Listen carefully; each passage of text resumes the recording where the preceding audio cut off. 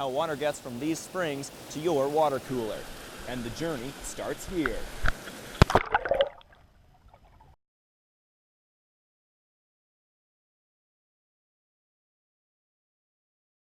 Where is your tax money best spent? In a classroom now, or in a jail later? When I got on scene at about 2:30, it was hard to tell exactly where the standoff was happening because law enforcement was spread over such a wide area. Students put their skills to the test by searching for victims in a dark and damaged building with nothing but a flashlight.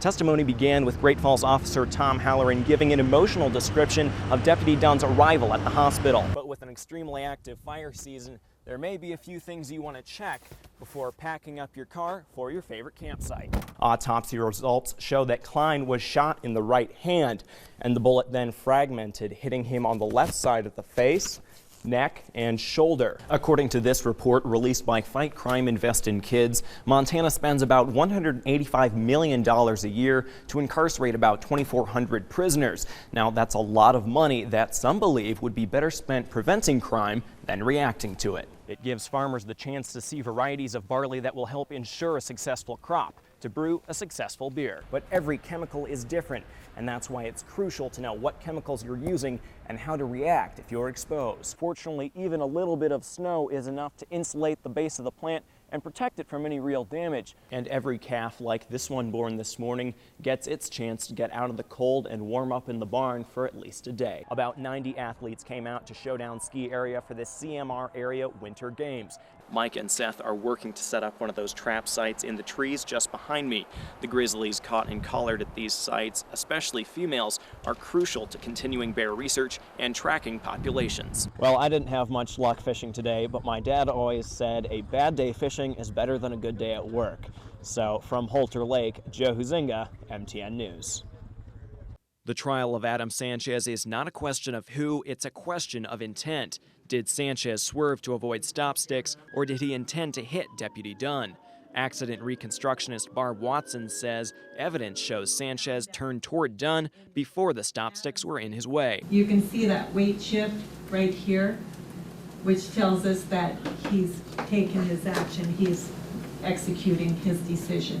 When you saw the stop sticks, there's no way that you couldn't see Deputy Dunn. The defense will get its chance to question Watson on Monday. For count 2, assault with a weapon, prosecutors must prove that Sanchez intended to swerve at Great Falls officer Rick Brinka, causing him fear of injury. The defense again says Sanchez was swerving to avoid stop sticks, not to target Brinka. As he came across and saw me, and I was getting ready to pull the sticks, his car went from the roadway onto the shoulder of the road and straight at me. Charge 3, assault on a peace officer, comes from Sanchez's capture in Black Eagle. During the struggle, Officer Clint Houston was allegedly hit in the face and kneed, causing facial injuries and damage to his teeth. The last 2 charges are criminal endangerment coming from near accidents as Sanchez ran red lights. One, a man on his way home from work. The other, a young family going out to eat. What would happen if you hit the brakes? We would have been hit. And where would that impact have occurred? My 1-month-old daughter. When both sides rest, the decision of the jury is not whether Sanchez committed the acts, but rather whether he acted purposely and knowingly. Joe Huisinga, MTN News.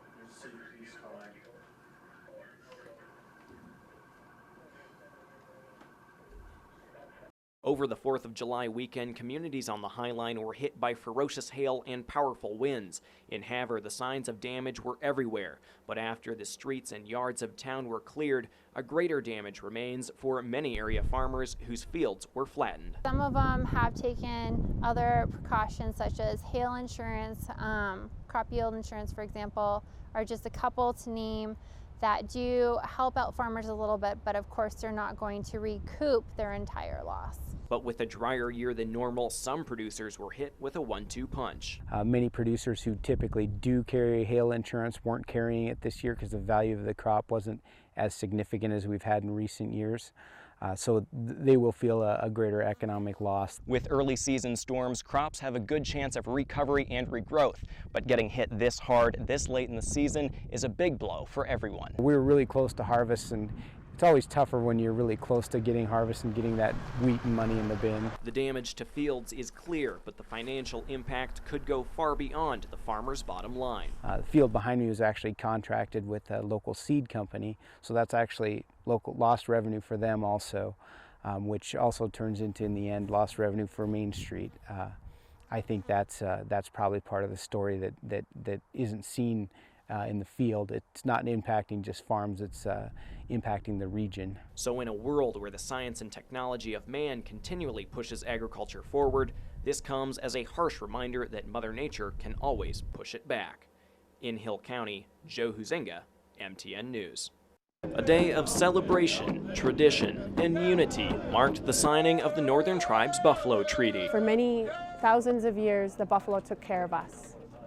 And so today is our commitment to take care of the buffalo. As the treaty was signed, it created an intertribal coalition for the restoration of the American buffalo, or bison. What we've been seeking to do these last 5 years is the second recovery of bison, to find places in North America where large-scale conservation and restoration could happen. And tribal lands present a perfect opportunity.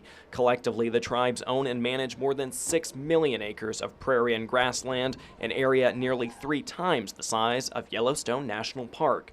But the treaty is about more than restoration, it's about revitalization, both culturally and spiritually. All of the animals, they mean a whole lot to us in our ceremonies, in our spirituality, in our connection to Mother Earth. They're all a part of that, just as we are. There is a common interest in the return of buffalo, the role of buffalo in their cultures, or the role of buffalo in their ecologies, the role of buffalo in their economies, and they're finding their voice for that cause. There are hundreds of thousands of bison in North America today, but the vast majority are kept on private lands as livestock, causing a disconnect between the bison and the tribes that once depended on them. We want these as free-ranging wildlife, and they're not domestic animals, and we want them to be treated as such and to be respected in that way. A respect built on thousands of years of tradition. We have a ceremony among our people called the Aniskim. And the Aniskim was given to us, and it was given to the women. And so the women have the ability to bring back the buffalo. So at a treaty event such as this, dealing with the buffalo, it to me is, I feel very honored. Honored to be on the front lines of the second bison revival. In Browning, Joe Huisinga, MTN News.